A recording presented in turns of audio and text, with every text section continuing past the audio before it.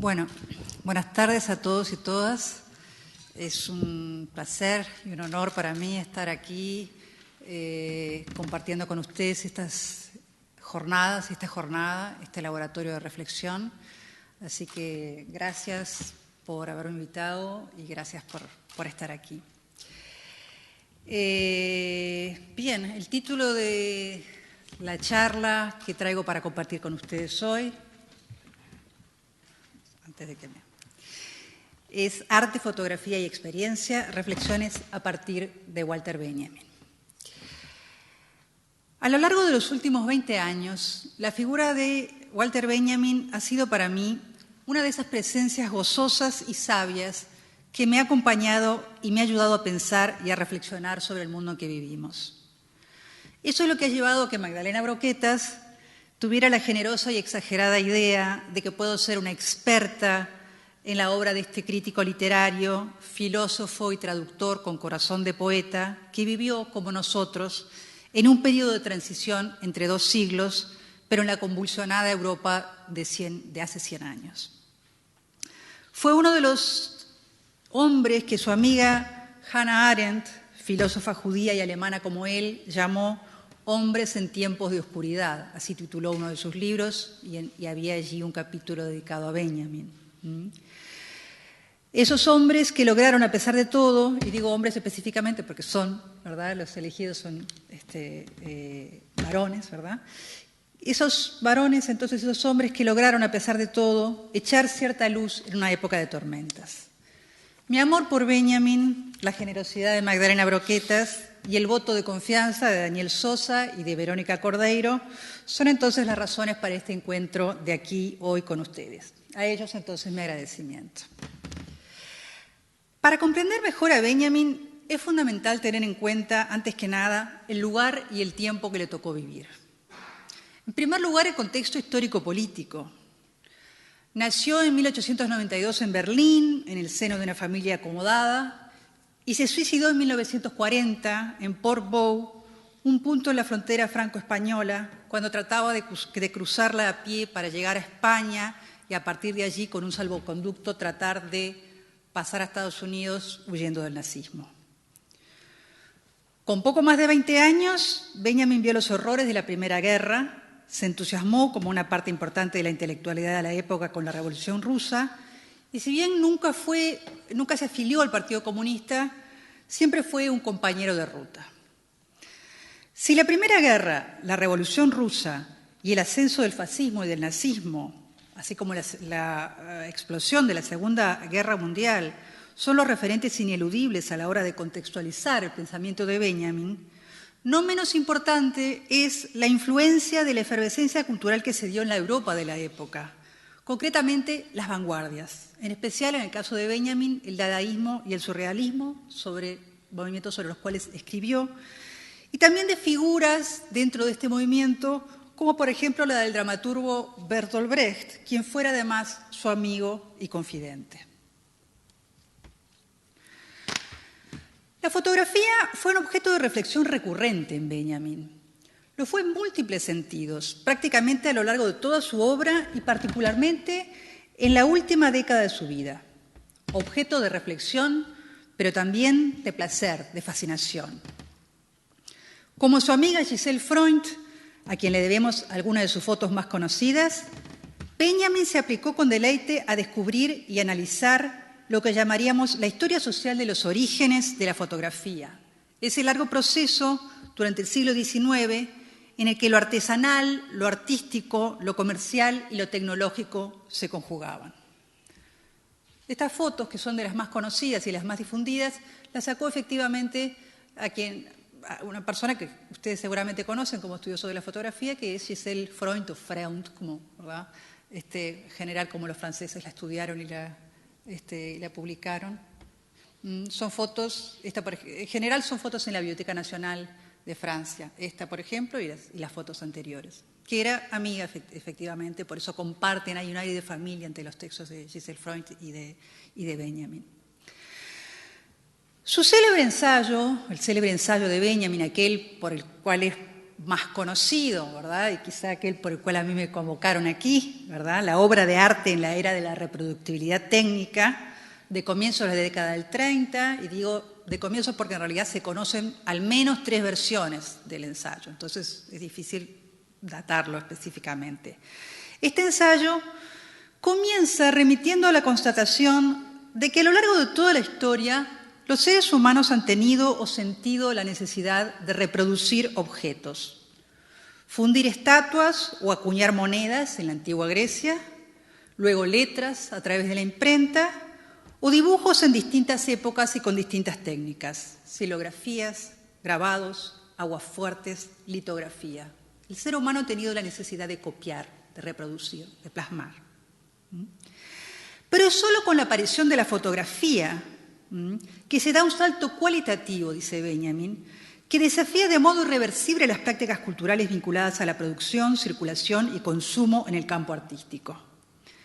Ese salto cualitativo que se da con la aparición de la fotografía es el producto de un largo proceso de acumulación que dura casi un siglo y cuyo resultado es lo que Benjamin denomina la atrofia, palabra fea, no sé alemán lamentablemente, pero es lo que es, la atrofia o la erosión del aura en la obra de arte.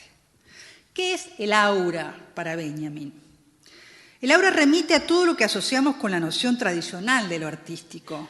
Es, y aquí sí son palabras de Benjamin, el aquí y el ahora de la obra de arte, la manifestación irrepetible de una lejanía por más cercana que la obra se encuentre.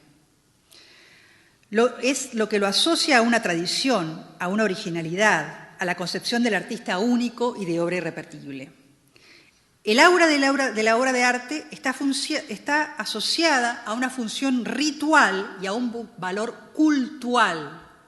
Cultual en el sentido de culto, ¿verdad? De culto casi como algo imbuido, esta noción tradicional de arte, el arte como imbuido de algo casi sobrenatural, casi religioso. En las primeras épocas de la fotografía, el valor ritual, siempre siguiendo a Benjamin, subsiste en aquellos fotógrafos que aspiran a competir con la pintura en su capacidad de reproducir o copiar la realidad. Ustedes saben que durante todo el siglo XIX está esa discusión, ¿verdad? ¿Qué es más, qué copia, ¿verdad? En además este paradigma realista del arte, ¿verdad? Es decir, la fotografía o la pintura pueden competir por copiar, por reflejar, esa era la palabra también que se usaba, mejor la realidad, ¿no? Y en otro de los textos también bastante conocido, quizá menos que el anterior, pero muy interesante en relación a la fotografía, otro texto de Benjamin, que es La breve historia de la fotografía, Benjamin se detiene en esta etapa que abarca básicamente casi todo el siglo XIX. Algunos de los máximos exponentes de esta época que señala Benjamin son Félix Nadar, del cual Pedro Meyer nos habló hoy, justamente, fotógrafo francés, nacido en 1820 y muerto en 1910, o Julia Margaret Cameron, fotógrafa británica, nacida en 1815 y muerta en 1879. ¿Por qué se detiene en estos, entre otros, ¿verdad? Pero en este breve ensayo, ¿por qué se detiene en ellos? ¿Para qué se detiene en ellos? ¿Qué tenían en común, entre otras cosas, estos dos fotógrafos? En primer lugar, ambos eran fundamentalmente retratistas. Y para Benjamin, el retrato es la última trinchera donde resiste el aura. No resistí traer este retrato, a pesar de que no es del siglo XIX. Me daba la oportunidad de mostrarles la imagen de Asia Lassis, que fue el gran amor de Benjamin, una directora de teatro soviética, nacida en Riga, por quien Benjamin llegó hasta Moscú y desde allí nos dejó un hermoso diario con testimonios sobre sus vivencias en la Unión Soviética. Entonces me parecía que este cuadro, este retrato, a pesar de no ser del siglo XIX, podíamos ver lo que Benjamin pensaba sobre el aura en relación a los retratos. Dice Benjamin, entonces, refiriéndose a los retratos: el valor cultual de la imagen tiene su último refugio en el culto al recuerdo de los seres queridos, lejanos o desaparecidos. En las primeras fotografías vibra por vez postrera el aura en la expresión fugaz de una cara humana. Y esto es lo que constituye la belleza, su belleza melancólica e irrepetible. Pero además de retratistas, tanto Nadar o Cameron, y ahora volvemos a estos dos autores que había mencionado Benjamin, habían expresado su deseo de convertir a la fotografía en un arte, deseo que no era expresado o que no tenían todos los practicantes de la fotografía. Para Benjamin, Nadar, que dedicó buena parte de su trayectoria a fotografiar a grandes artistas y personalidades de la época, efectivamente es una de las, si bien hay fotografías, ¿verdad?, fue el primero, como dijo Meyer, en hacer fotografías aéreas, ¿verdad?, incluso hay una fotografía de él mismo en un globo. Ustedes van a ver, ahora voy a mostrar algunas de retratos de artistas de la época que Nadar consagró. Entonces, su trayectoria estuvo dedicada fundamentalmente a fotografiar a grandes artistas y personalidades de esa época, y eso para Benjamin lo colocaba en cierto modo en el mismo rol que los pintores renacentistas al retratar a la burguesía naciente. Por lo tanto, perpetuaban una noción tradicional o burguesa del arte.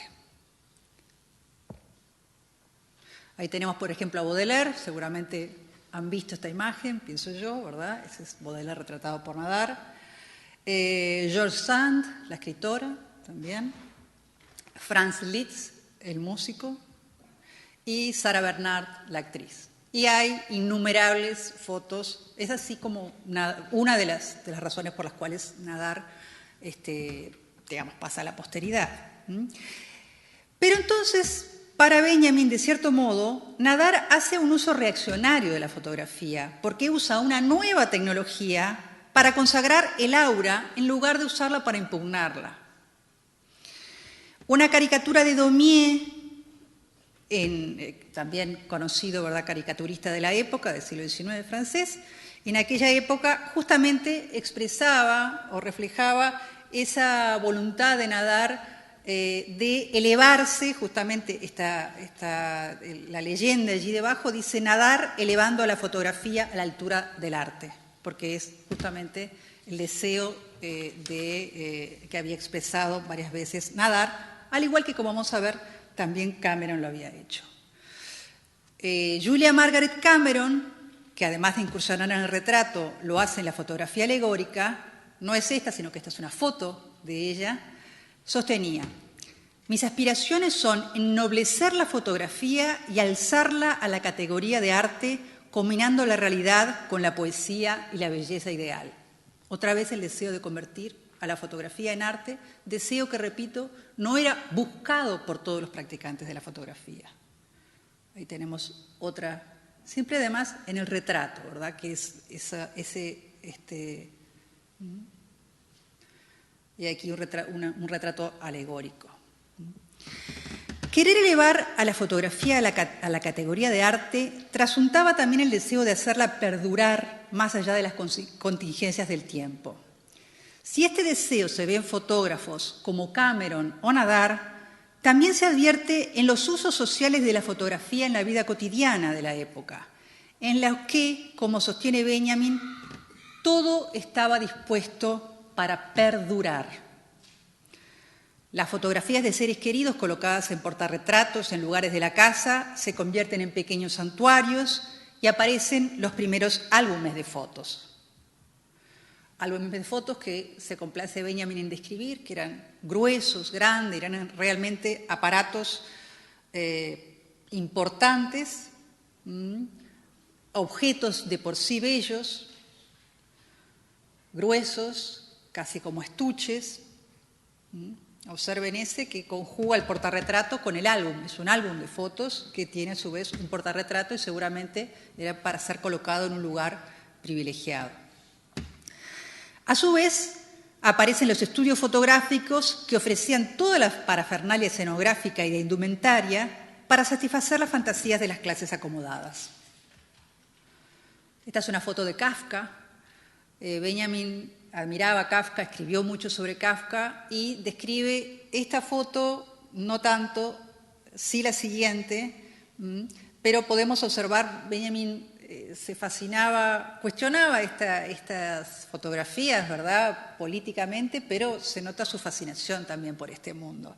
Ahí tenemos al pobre Kafka en un estudio posando con ese animalito, pienso yo, no sé si real o no, ¿verdad? Benjamin escribe sobre esta foto de Kafka, en los dos casos es Kafka, son fotos de estudio, parecen entonces estos estudios. Allí tenemos también otra fotografía de época, con un kitsch bastante expresivo. En este caso era una postal de Navidad, de Pascuas, por lo tanto hay una niña saliendo de un huevo de Pascuas. Y finalmente también una dama, acorde a los parámetros de belleza de la época, también recostada, como ustedes saben, además la exposición llevaba su tiempo, pero los estudios brindaban toda esta parafernalia que estaba destinada a exhibir, ¿verdad?, las caras de estos individuos. Para Benjamin, este estadio de la fotografía, donde se busca lo aurático como primer valor, tanto en lo público como en lo privado, persigue un concepto fetichista del arte, cito, un concepto radicalmente antitécnico, porque para el autor lo que decide siempre sobre la fotografía, estoy citando, es la relación del fotógrafo para con su técnica. Y es solamente a partir de la toma de conciencia de la importancia de la técnica, es más, del uso deliberado de la técnica como lenguaje, que se logra la atrofia del aura y, por lo tanto, la emancipación de la obra de arte, cito, de su existencia parasitaria en un ritual. ¿Recuerdan lo de culto, ritual? A través de la técnica fotográfica, la obra de arte logra emanciparse porque se vuelve más independiente, y más independiente en varios sentidos, dice Benjamin. Es independiente del original de la obra de arte porque a través de la técnica la obra puede ser manipulada. Se puede, ustedes saben perfectamente, ¿verdad?, se puede ampliar un detalle, se puede intervenir la fotografía, todo eso que antes era imposible. Entonces, independiente, la obra de arte se vuelve independiente del original, se vuelve también independiente del lugar, dice Benjamin, porque ya no es necesario trasladarse, por ejemplo, a un museo para ver una obra, y se vuelve independiente también de la tradición, porque la técnica rompe con ella, al romper con lo aurático. Es por eso, dice Benjamin, que con la reproductibilidad técnica y las posibilidades que la reproductibilidad técnica inaugura, la obra de arte finalmente puede salir al encuentro de su destinatario. Esto tiene consecuencias que van más allá de la técnica misma. En primer lugar, la reproductibilidad técnica cuestiona la idea de autenticidad de la obra de arte. ¿Cuál es el original de una fotografía cuando por definición se trata de un mecanismo de reproducción virtualmente ilimitado? ¿Y qué efectos tiene sobre el campo artístico el hecho de que no podamos ya pensar en los mismos términos, es decir, como única a una obra de arte? De la importancia que le atribuye Benjamin a la técnica en la organización visual, deriva su gusto por algunos fotógrafos del siglo XIX, a quienes consideraba adelantados a su época, porque hicieron un uso de las posibilidades de la técnica que rompía con la tendencia hegemónica de los retratistas auráticos, como lo eran Nadar o Cameron. Es por eso que, por ejemplo, destaca como precursor a un fotógrafo como Blossfeld, que ahora les voy a mostrar, era un fotógrafo cuyas fotografías coleccionaba el padre de Giselle Freund, o como Atget. Acá tenemos fotografías de Blossfeld, son fotografías del siglo XIX, fin del siglo XIX.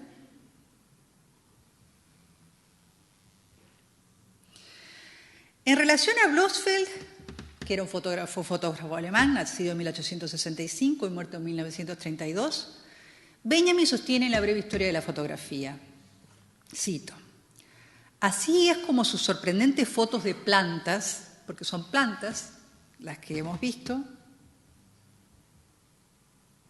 pero fíjense, por ejemplo, ¿verdad?, la belleza de estas fotos.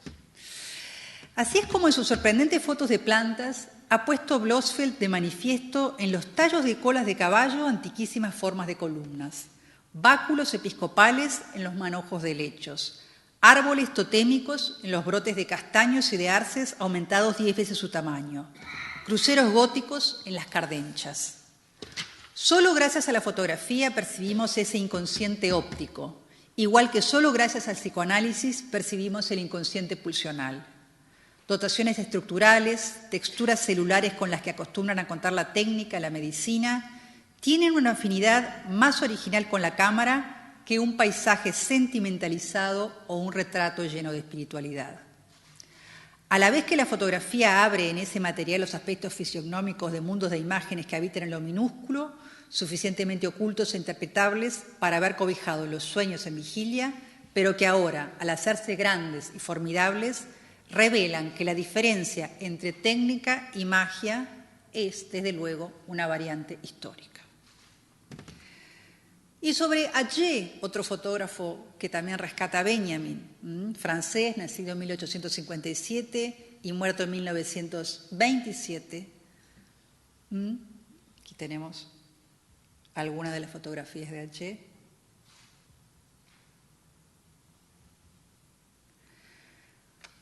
¿Por qué lo rescata Benjamin? Dice, Atget es sumamente importante por haber fotografiado hacia 1900 las calles de París en aspectos vacíos de gente. Él fue el primero que desinfectó la atmósfera sofocante que había esparcido el convencionalismo de la fotografía del retrato en la época de la decadencia. Saneó esa atmósfera, la purificó incluso, introdujo la liberación del objeto del aura, mérito este el más indudable de la escuela de fotógrafos más reciente.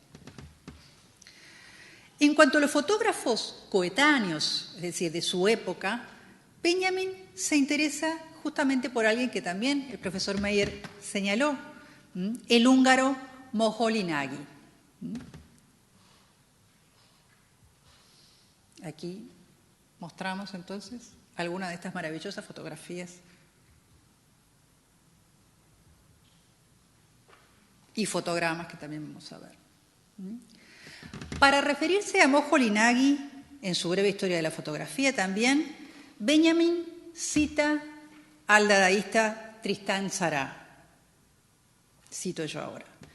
Cuando todo lo que se llama arte quedó paralítico, encendió el fotógrafo su lámpara de 1000 bujías y poco a poco el papel sensible absorbió la negrura de algunos objetos de uso. Había descubierto el alcance de un relámpago virgen y delicado, más importante que todas las constelaciones que se ofrecen al solaz de nuestros ojos. Es este tipo de fotografía que a Benjamin le interesa tanto artística como políticamente. Una fotografía experimental que sacuda, que choquee, que actúa como una bala, lo dice él, y es una expresión claramente utilizada por las vanguardias, ¿verdad? Por eso, en realidad, cuando Benjamin se refiere a que la reproductibilidad técnica conduce a la pérdida del aura, no se refiere a que esto ocurra con la aparición sin más de la fotografía. Fotógrafos como Nadar o Cameron buscan, en realidad, perpetuar el aura al buscar colocar a la fotografía en el panteón de las artes tradicionales. En realidad, la atrofia del aura para Benjamin se produce a partir de las posibilidades que se abren con pioneros como Atget o como Blossfeld, o claramente con autores como Moholy-Nagy o como Man Ray, podríamos decir también. Vamos a ver otras fotos también del mismo autor, de Moholy-Nagy. Fotogramas en este caso. Un fotógrafo muy destacado por Benjamin. Benjamin insiste además en que la reproductibilidad técnica es lo que le permite a la obra de arte salir al encuentro de su destinatario, como dijimos. Pensar la práctica de la fotografía no tanto a partir del autor y la obra, sino a partir de ese destinatario, que es el receptor, el consumidor cultural, diríamos hoy día, es uno de los puntos clave que más ha sido destacado, por lo menos en los estudios de comunicación, para poner de manifiesto la contemporaneidad del pensamiento de Benjamin y, en cierto modo, colocarlo como un precursor o sí, de los estudios de la recepción, ¿verdad?, o de ciertas corrientes de los estudios culturales.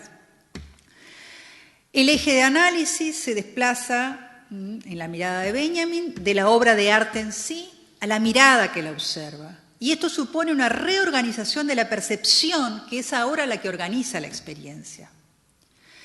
Benjamin también sostiene que este fenómeno es un síntoma, y acá cito, de las masas de la necesidad de aprehender los objetos, lo cual es claramente emancipador, pero que al mismo tiempo hace que se pase del valor cultural que tenía el arte, vinculado a una función ritual, a un valor exhibitivo, en donde el mostrar se torna el valor principal que caracteriza a la obra de arte en la era de la reproductibilidad técnica. Es decir, lejos de ser una visión simplista de apología o celebración de los usos ilimitados de la tecnología, la mirada de Benjamin también pone de manifiesto las tensiones y contradicciones de este fenómeno.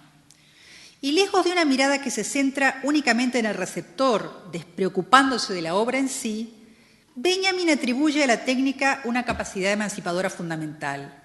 Y al referirse a técnica, no la está disociando de materia o contenido. En sintonía con las vanguardias, y tal como lo expresa en su conferencia El autor como productor de 1934, una obra socialmente válida, sostiene allí, o revolucionaria para el horizonte de la utopía socialista desde el que habla, es aquella en la que la forma, no usa esa palabra, pero, ¿verdad?, o la usa pero la descarta, ¿verdad?, una obra entonces realmente revolucionaria para este horizonte de la utopía socialista desde el que habla, es aquella en la que la forma, es decir, el lenguaje, la técnica, es la principal constructora del contenido. Para concluir, creo que las reflexiones de Benjamin y su mirada dialéctica sobre la historia social de la cultura visual son vigentes aún hoy, casi 80 años más tarde. Si en el presente estamos dispuestos a impugnar el arte en lo que supone como instancia de legitimación simbólica de un estatus que creemos abolido, ¿por qué seguimos entonces preguntándonos por el aura en tanto productores de sentido a través de palabras, imágenes o sonidos?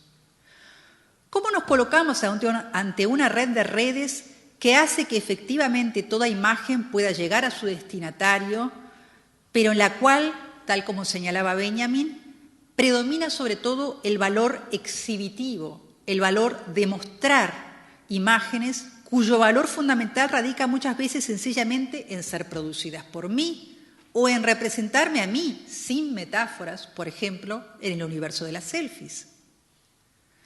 ¿Todo autor es necesariamente un productor solo porque una gran mayoría tiene acceso a las nuevas tecnologías? Finalmente, ¿sirve para algo Benjamin, un autor nacido a fines del siglo XIX, para pensar nuestra realidad, nuestra cultura, hoy, en el siglo XXI? Mi apuesta es que sí sirve y espero haberlos convencido un poquito con esta charla. Muchas gracias.